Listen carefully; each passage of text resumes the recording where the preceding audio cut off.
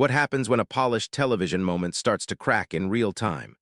When a conversation that's supposed to be lighthearted, friendly, and entertaining quietly transforms into something raw, tense, and impossible to ignore.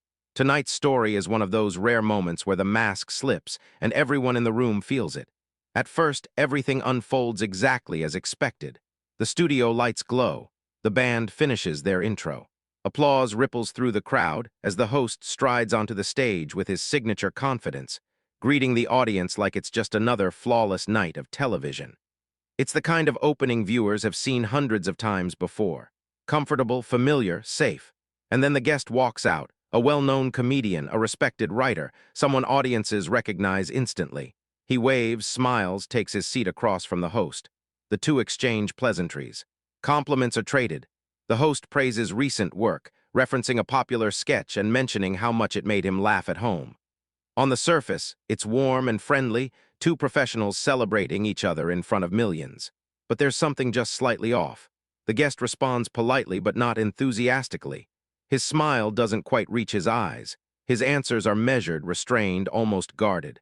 The host, riding the energy of the crowd, continues with anecdotes about his own time in sketch comedy. How exhilarating it was, how electric the audience felt, how every performance carried risk and reward. He tells stories with practiced charm, landing punchlines that once again draw laughter from the audience. Here's the hook. This isn't just another interview, because while the host is reminiscing, the guest is listening. Not laughing, not interrupting, just absorbing every word. And in that silence between sentences, something unspoken begins to build. The crowd doesn't notice yet. The band keeps playing softly between segments. Cameras keep rolling. Everything looks exactly how late-night television is supposed to look. But beneath the polished surface, the rhythm is already breaking. This isn't going to stay friendly for long. And the moment it turns, no one in that studio will be able to pretend it didn't happen. At first, it's subtle, almost invisible. The host continues with his usual flow, asking about the guest's current projects, praising his writing, highlighting his growing influence behind the scenes. He leans forward, nodding with what appears to be genuine interest, tossing out compliments like confetti. The audience responds with light laughter, comfortable in the rhythm of a familiar format. But the guest shifts in his chair, not dramatically, just enough for the cameras to catch it. When the host presses for details, favorite sketches, standout moments, creative highlights, the guest's responses grow shorter, less animated, almost deliberately neutral. Where the host expects excitement, he gets restraint. Where he expects enthusiasm, he receives controlled honesty. Here's the re-hook. The guest isn't playing along. When the host references a sketch, mixing up details, the guest corrects him calmly. Not aggressively, not sarcastically, just accurately. The correction lands quietly, but it lands. The host laughs it off, the kind of laugh meant to smooth over any awkwardness. He glances toward the audience, inviting them into the moment like it's part of a joke. "You know how weeks blur together," he says casually. "So much content, so little time." But the guest doesn't laugh back. Instead, he asks a simple question, one that changes the temperature of the room.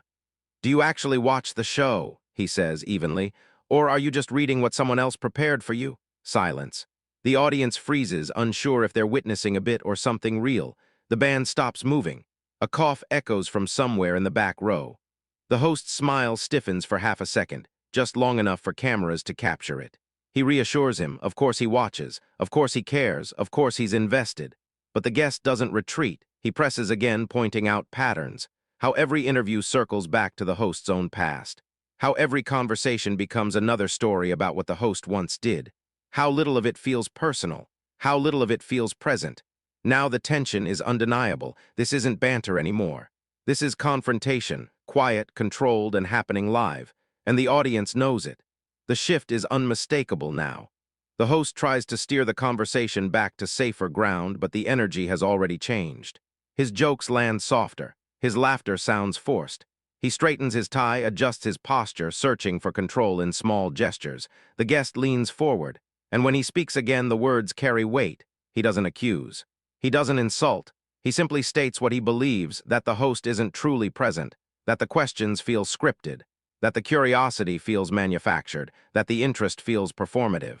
The audience is silent, watching in disbelief as what was once light entertainment transforms into something deeply uncomfortable. The host responds defensively now.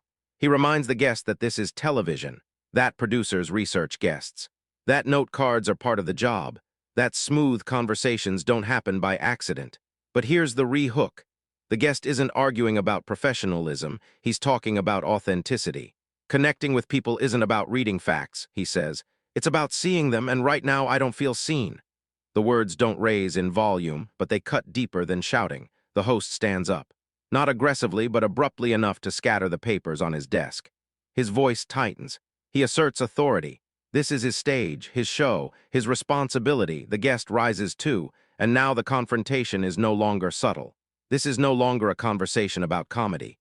It's about power, ego, relevance, and whether being in control means you're actually listening. The cameras stay tight on their faces, capturing every micro-expression.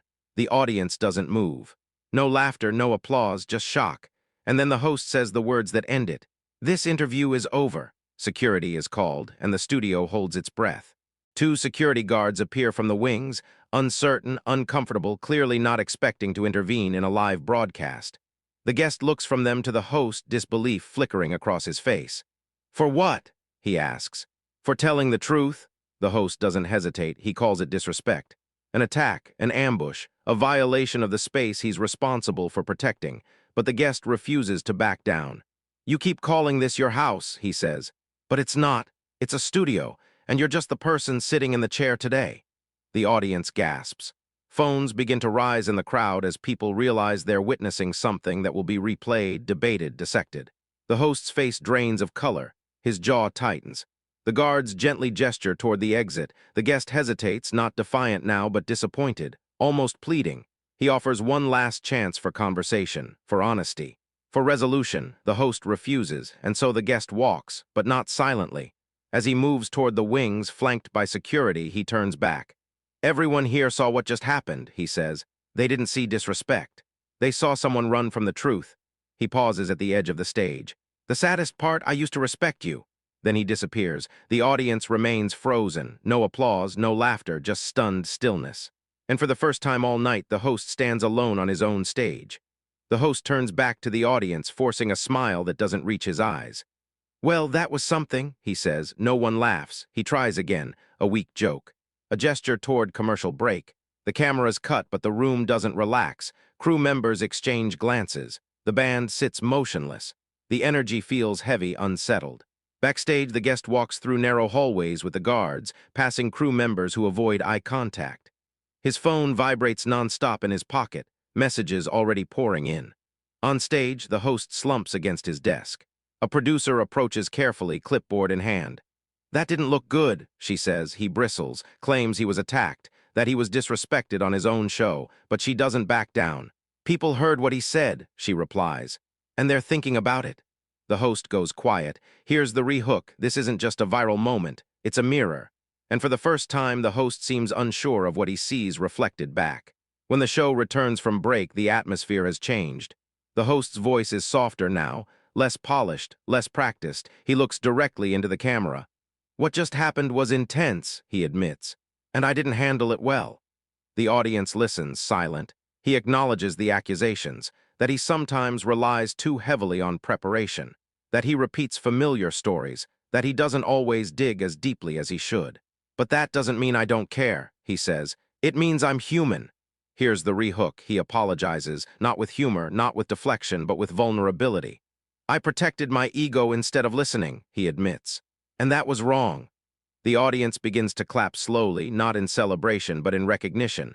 The host continues, that the job is exhausting, that sometimes performance replaces presence, that routine replaces real connection. But maybe, he says, being challenged is exactly what I needed. He apologizes again, this time to the guest, to the audience, to his own team. The room feels different now, still heavy, but honest. And for the first time that night, something real breaks through the performance. The show ends early. No punchlines, no outro jokes, just the quiet aftermath of something that cannot be undone. And the question that remains for everyone watching, was the guest wrong to speak up? Or did he simply say what many were already thinking? Drop your thoughts in the comments, because this wasn't just another interview. This was a moment television won't forget.